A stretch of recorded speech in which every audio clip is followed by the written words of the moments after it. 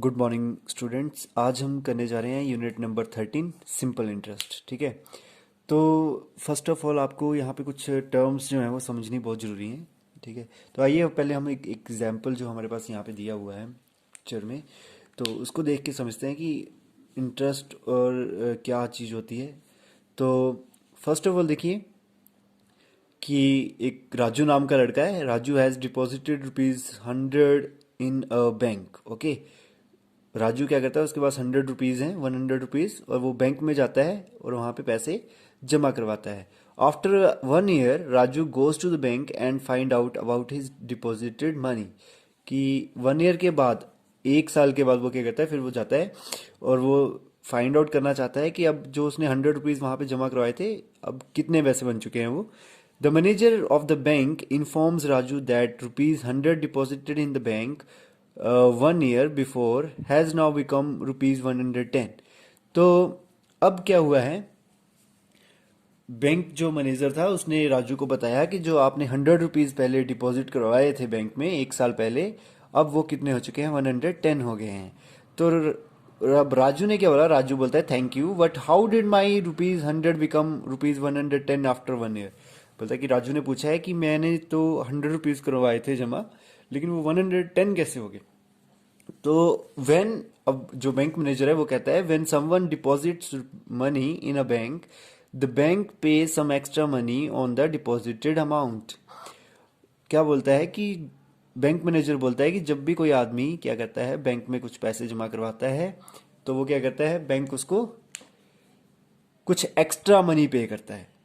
ठीक है ना, पैसे जमा करवाने की कुछ एक्स्ट्रा मनी बैंक जो है उस आदमी को पे करता है। तो इसलिए उसके पैसे जो थे 110 हो गए थे। 10 रुपीज़ यानी एक्स्ट्रा मिले थे उसको, 100 तो उसके थे ना, उसको 110 मिले, यानी 1 साल के बाद से 10 रुपीज़ ज़्यादा मिले। तो वो क्या थे, वो 10 रुपीज़ क्या थे, वो एक्स्ट्रा मनी थी। अब एक्स्ट्रा मनी क्या होती है, वो होती है हमारा इंटरेस्ट। ठीक है, इंटरेस्ट मीनिंग हम उनको पैसे दे रहे हैं, ठीक है, और वो हमारे पैसे को रख रहे हैं, उनका वो यूज़ भी करते हैं। ठीक है ना, अब 1 साल जब हम जितने टाइम के बाद हम लेने जाएंगे, तो फिर वो क्या करेंगे, इंटरेस्ट हमें पे करेंगे। ठीक है, तो उसको बोलते हैं। अब आपको यही इंटरेस्ट यहाँ पे निकालना है। ठीक है, तो अब इंटरेस्ट निकालने के लिए हमारे पास कुछ टर्म्स होती हैं। ऐसे नहीं होता कि हम अपनी मर्जी से इंटरेस्ट निकाल दे या अपनी मर्जी से बैंक दे देता है, उसकी कुछ कंडीशंस होती हैं। तो देखो, इसमें आती है हमारे पास 4 बेसिक टर्म्स होती हैं यहाँ पे। एक होती है principal, then we have interest, या इसको रेट ऑफ इंटरेस्ट भी बोलते हैं, सॉरी इंटरेस्ट हो गया। देन उसके बाद आता है हमारे पास टाइम, और एक होती है रेट ऑफ इंटरेस्ट। ठीक है, ये वाली चीज़ जो है, जो जो आपको निकालनी होती है, ये आपके पास दी होती है, ये भी दी होती है और ये भी दी होती है। अब प्रिंसिपल क्या होता है, प्रिंसिपल वो अमाउंट होता है या वो मनी होती है जो आप डिपॉजिट करते हो किसी बैंक में। ठीक है, तो वो होगी आपके पास, क्या होगी, प्रिंसिपल। उसके बाद आता है टाइम। टाइम आता है the period of the time after which money is withdrawn, यानी वो टाइम पीरियड जिसके लिए आप, जितने टाइम के लिए आप मनी अपनी बैंक में जमा करवाते हो, वो होता है टाइम पीरियड। फिर आता है रेट ऑफ इंटरेस्ट।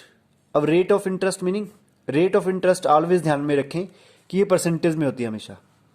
ठीक है, परसेंटेज मीनिंग पर 100%, में हमने पढ़ा था ना, परसेंट मीनिंग पर 100। तो देखो यहाँ पे लिखा भी है the extra money paid by the bank for every ₹100, कि एक्स्ट्रा मनी हर 100 रुपीज़ के लिए बैंक कितने एक्स्ट्रा मनी देगा, वो क्या होता है, रेट ऑफ इंटरेस्ट होता है। और इंटरेस्ट क्या होता है, the extra money paid by the bank, कितनी एक्स्ट्रा मनी पे की इसने। ये तो पर 100 के रुपीज़ पे हो गया ना, ये आपके टोटल प्रिंसिपल पे आएगा कि कितना मनी आपको मिलेगी।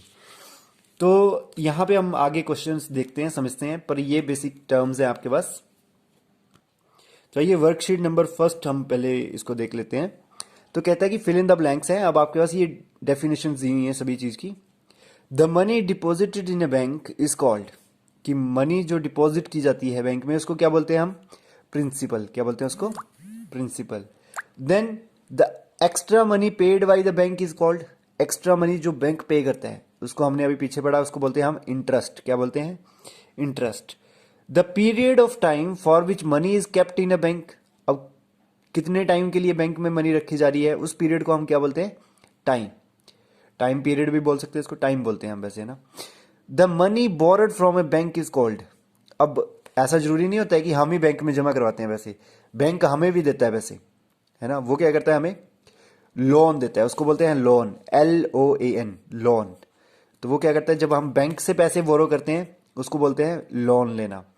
Then extra money charged by the bank for every 100 rupees deposit is called, बोलता है कि जो भी हम 100 रुपीज अगर डिपॉजिट करवाते हैं बैंक में, तो उसके पीछे हर 100 रुपीज के पीछे जो हमें वो इंटरेस्ट देता है, यानी एक्स्ट्रा मनी पे करता है, ठीक है ना, उसको हम क्या बोलते हैं, रेट ऑफ इंटरेस्ट।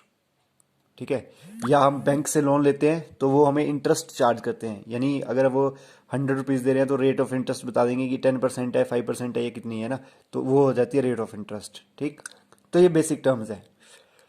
अब आते हैं आगे कि कैसे फाइंड आउट करना है। तो इसका फॉर्मूला आता है एक, और वो फॉर्मूला क्या है वो यहाँ पे देखते हैं।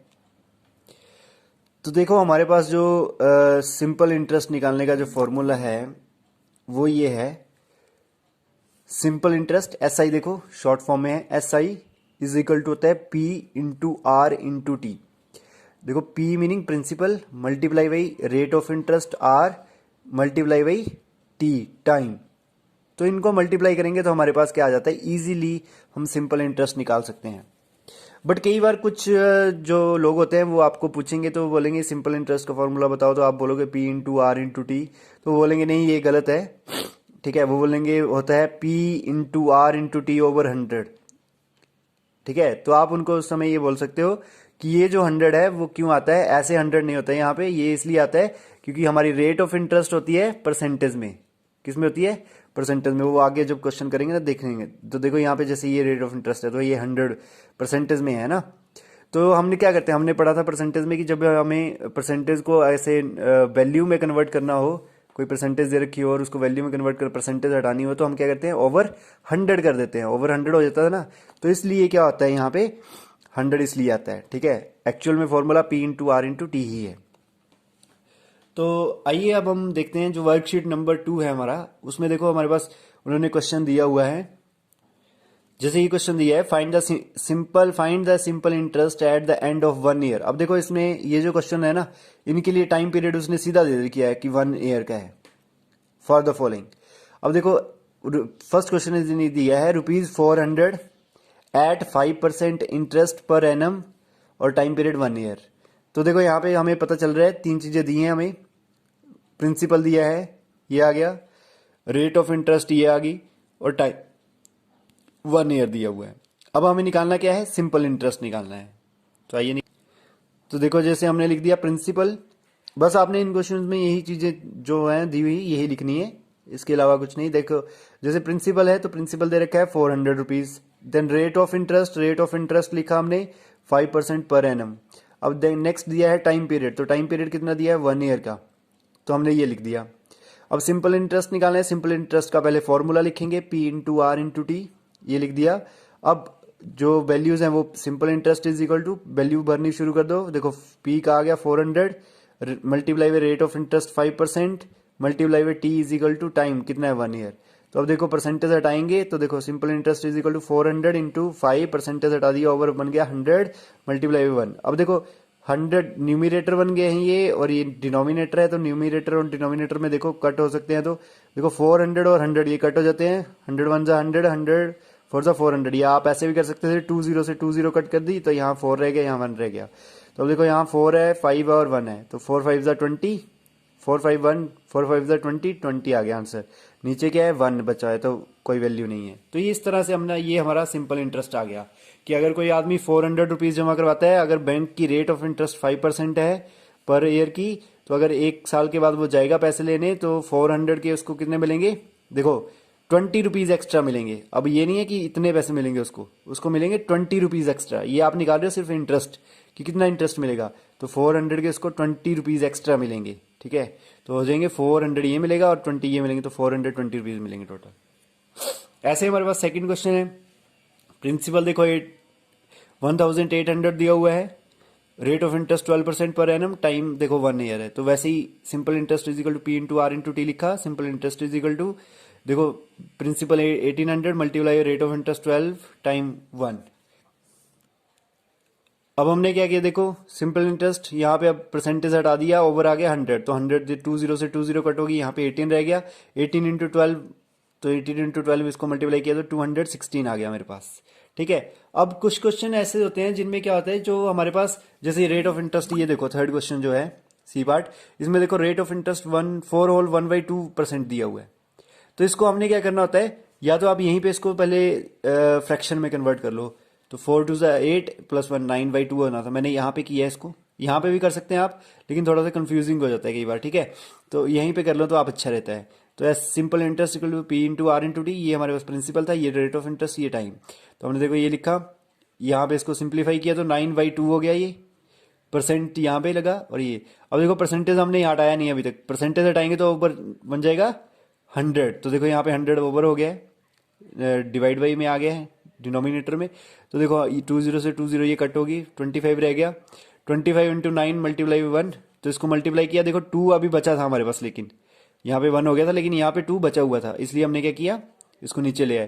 तो 25 इंटू 9 किया 225 डिवाइड बाई 2 हो गया। तो इसको डिवाइड किया तो देखो 2 1 2, 2 1 2, और यहाँ पे 5 था, 2 2 4, पॉइंट आ गया आगे, 1 बचा था, 0 10 लग गई, तो 5 2 10 हो गया, तो 112.5 बन गया।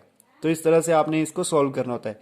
ये ध्यान रखना है कि डिनोमिनेटर में कुछ बच्चे क्या करते हैं, डिनोमिनेटर इसको छोड़ ही देते हैं, तो ऐसे नहीं करना है, देख लेना है, अगर नीचे है तो तब तक उसको साथ में लेके चलना है, कट करना है। ठीक है, जैसे हमारे पास यहाँ पे देखो, ये जो डी पार्ट है, डी पार्ट मैं आपको यहाँ पे बता देता हूँ। तो मैंने यहाँ पे देखो principal 3,200 rupees, rate of interest 6/1/2%। तो इसको मैंने देखो यहीं पे सिंप्लीफाई कर लिया है, 6 2 12 + 1 13/2% पर एनम, टाइम 1 ईयर। तो देखो ये P/R/T किया, 3,200 इंटू 13/2% मल्टीप्लाई बाई 1। अब नेक्स्ट मैंने किया है simple interest is equal to, अब मैं परसेंटेज हटा दूंगा तो देखो 3200 मल्टीप्लाई बाई 13 मल्टीप्लाई बाई 1 था, ओवर 2 आ गया, 2 तो पहले से ही था, 13/2 था ये, और परसेंटेज हटाया तो 100 आ गया। 100 की 20 से 20 कट होगी, 32 रह गया। तो अब देखो 32 मल्टीप्लाई बाई 13 और मल्टीप्लाई बाई 1। तो मैंने 32 को जब मल्टीप्लाई किया, देखो अभी तक उसके बाद क्या था, मुझे पता है 2 भी है यहाँ पे, तो 2 से 32 कट हो जाएंगे, तो मैंने लिखा 32 इंटू 13 डिवाइड बाई 2 था, 2 से कट कर दिया, 2 16 × 13, तो 16 मल्टीप्लाई बाई 3 आ गया। 16 को 13 से मल्टीप्लाई किया, मेरे पास आया 208। तो ये हमारे पास क्या हो गया, इस तरह से आंसर आ गया।